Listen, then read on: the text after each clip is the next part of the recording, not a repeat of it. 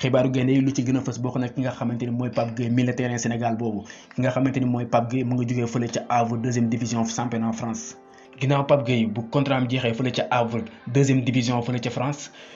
ñi nga xamante ni ñooy waa Watford dañoo ñëw proposé que li nga xamante ni mooy contrat Pape Gueye daal di nangu boobule contrat ba signé ak ñoom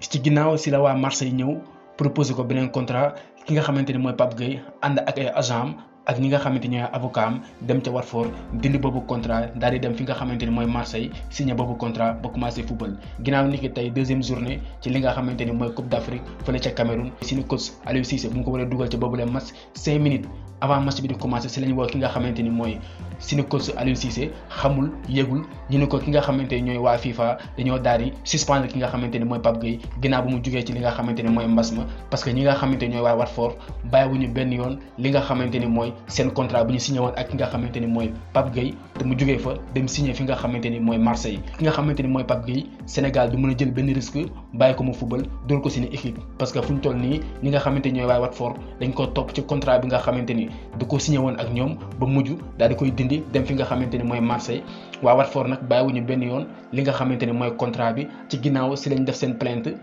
waa FIFA daal di suspendre ki nga xamante ni mooy Pape Gueye pour def ay enquête ci li nga xamante ni mooy contrat boobu ci diggante Pape Gueye ak Watford sama gars yi comme li la ñuy indiloon ci xibaaru gaynde yi bu leen fàtte abonné aimer partager jaa ngeen jëf ba beneen yoon.